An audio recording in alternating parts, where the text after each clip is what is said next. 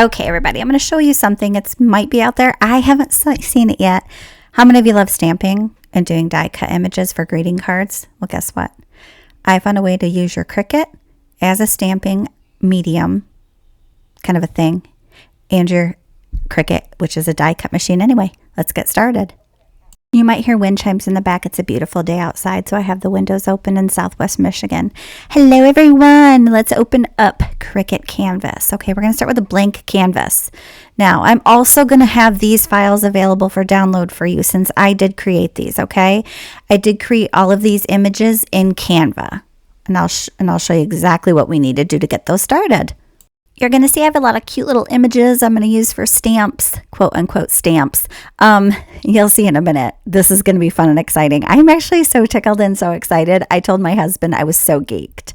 So what I do is I go ahead, you'll see that I have some firework images. I draw inspiration from a lot of the stamp pads that are currently out here.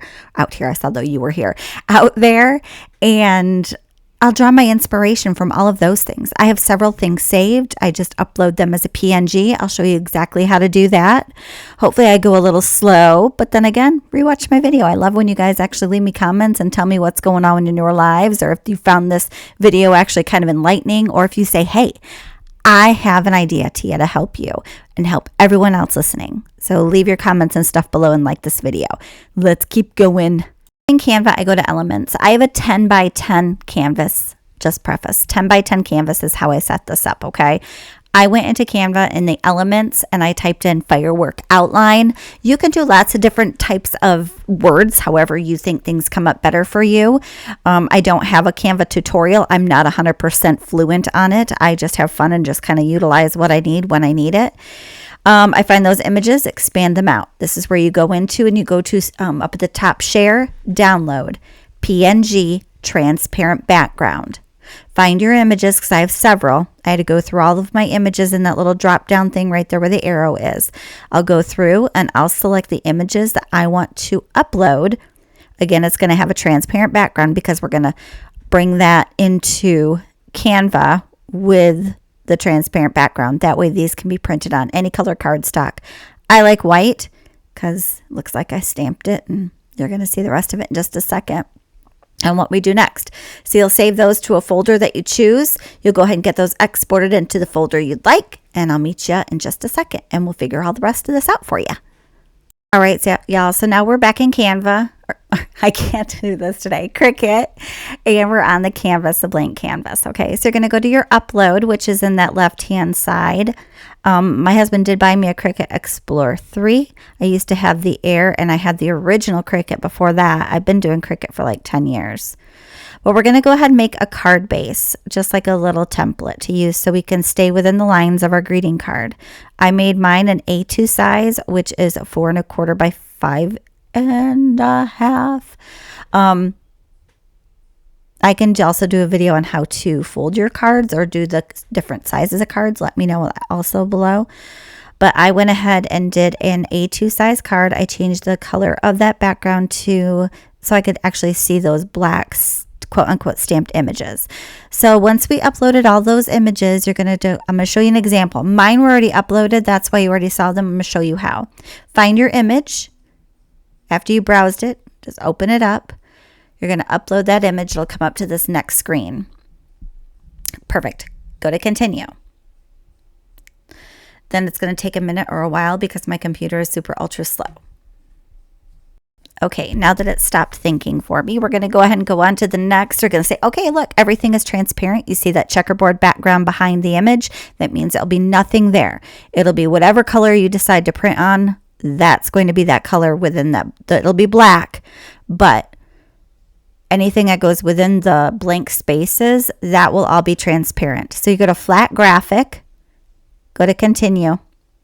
You can either save this image into a chart or into a folder.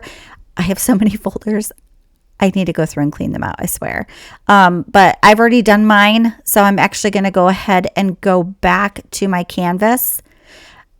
I have actually uploaded this as a saved file, and you'll see it in just a second.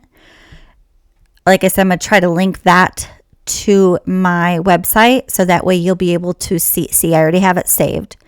I want to be able to see if I can save it there for you to upload, or if I can send it to my website and I can have you download it from my website in a folder.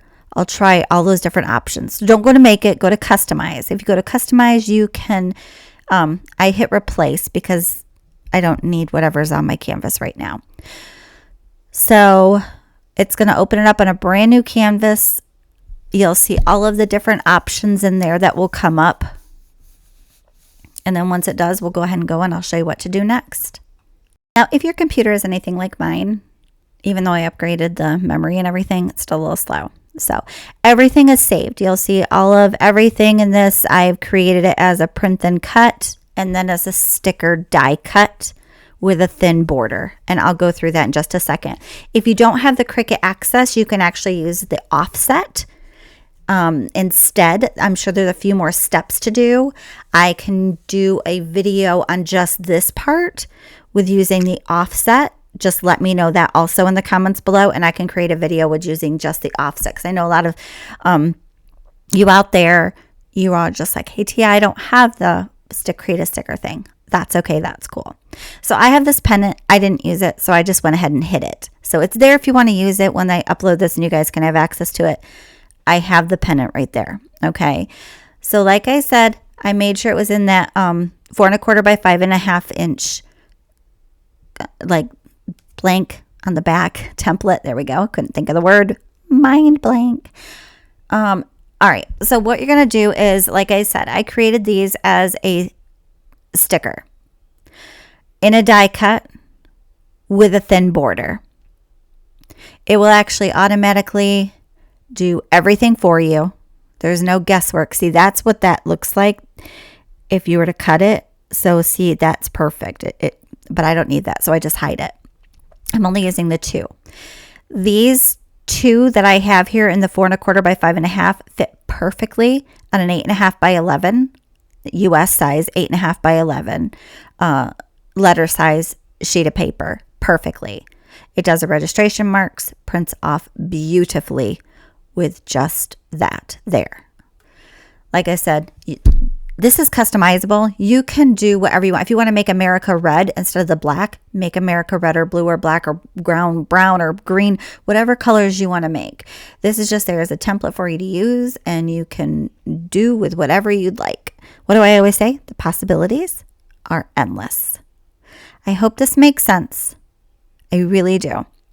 So like I said, I went ahead and went to these images. I took the die cut off to show you how to do it. So you go to create sticker. Then I go to a thin border. It'll come up. It takes forever because, again, my computer is slower than a snail. I'm not even going to lie. That took 40 seconds, so I just cut that all out. Okay, anyway, we uploaded to make it a sticker. And then you hit apply. So next, what we're going to go ahead and do is we're going to hide that blank because we're not going to need to cut that out. We're not going to need to print any of that out.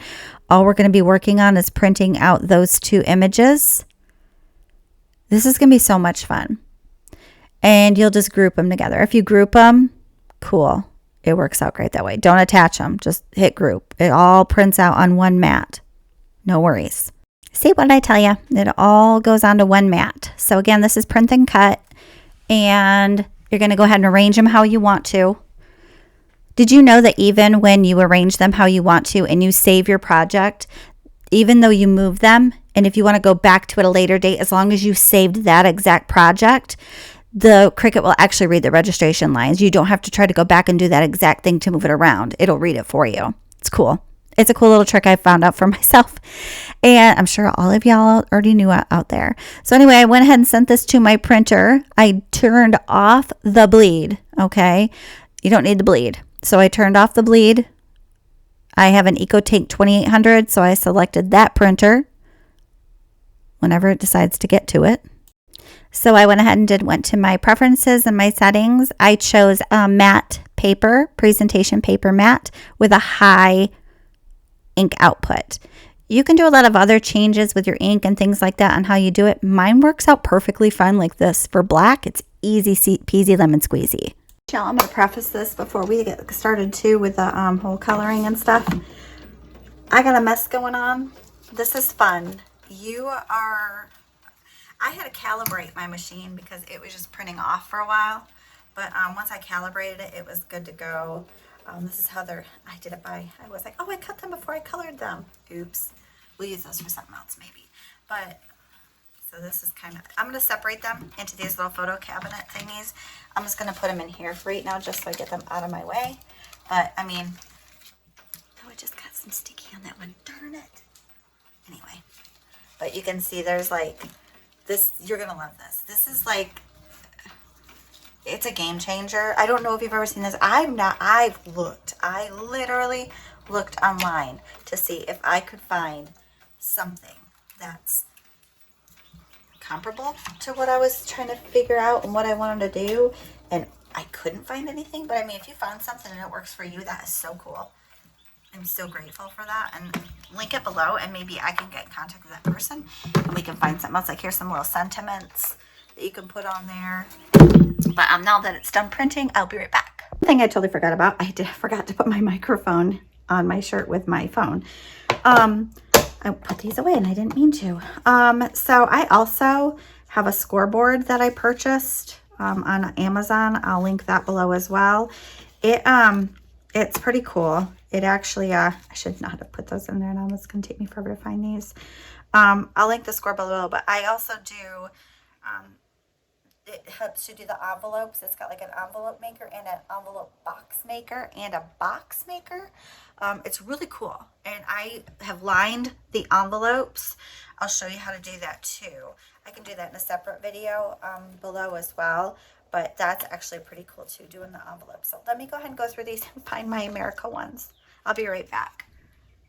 I also wanted to say, I print off my own printed cardstock. I mean, that looks really good in my own opinion, just for printing it off. I have an EcoTank, so it is very cost effective for me, just because the ink will last me forever. I got that printer in February. It's been 4 months and it's still almost full. I've never had to change it out. And it really prints really well in quality. So my Epson EcoTank 2800. It's amazing. But anyway, let's go ahead and get some cards cut. And we'll go from there. And I'll use my little eCraft paper cutter I got on Amazon. And it's very cost effective too. This isn't expensive. So go ahead and cut the card to the dimensions that you want. I want to do an A2 size card, which is a 4 1/4 by 5.5. Or it could be vice versa. A2. Look up the dimensions for an A2 card. I'll be right back with one for you and I'll show what we're going to do. This might be the longer portion of the video. All right, so I went ahead and cut down my paper, down my cardstock. I got my base cut again. So I'll show you for, I need to flip this around. So anyway, I went ahead and cut my piece of paper at length from top to bottom because I'm going to do a top folding card. I did 8.5, which would be 4 1/4 and 4 1/4. And then I made the width of it at a 5.5. Say a 4 1/4 tall by 5.5 this way for an A2 card. You can also do this way. I mean, depending on how you want to do your envelope like this, you need to pull it on your cards like this. However, I went ahead, I'm going to go ahead and glue this little strip of banner on here. Just like a little tiny, like a little extra something on the back of that. So I'm going to take some of my crafting glue with a precision tip. I'm going to go ahead and just kind of, you can use double sided. You know what? I might just do that instead because I did that in my last one. Switch. Hold please. We're going to do some double-sided tape runner tape. So that was kind of a mess right there, but that's okay. Crafting is messy. It's okay. It's all good. And then just do as much as you need. Everybody's different. You might want more than me. I don't know. Everybody's different. Make sure that's the right way. All right.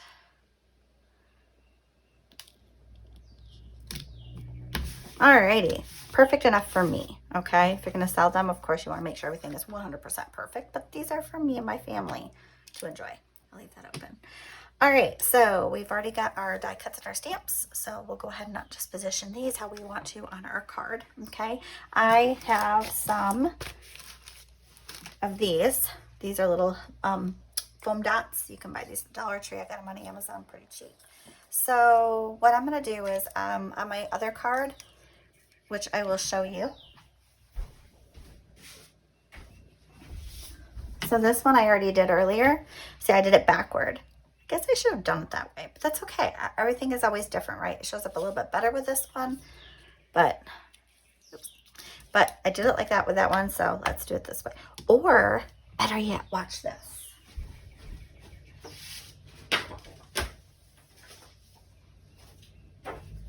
I'm gonna make it a little bit smaller. I'm gonna cut this at about 3 inches wide by 5.5. Be right back. Kind of like it. It gives it some visual interest. Sorry about my nails. I've been biting them because I'm under stress. So it gives a little bit more of a little bit of visual interest if you want to. So I'm gonna go ahead and take this then. Take my little tape runner. I think I need more tape. I did, I ran out. Where's my backup? I have like 3 other ones. Usually I have them right here. You're probably all going, Tia, it's right over there. I still don't see it. Okay. Anywho, put that aside. All right. So I'm going to go ahead and, there we go. These are great tape runners, just FYI. Alrighty, let's do that. I'll link those below too. I buy everything really inexpensive. I don't have a ton of money to mess with, so I try to be as frugal as I can be. I'll try to line this up on my glass mat as much as I can.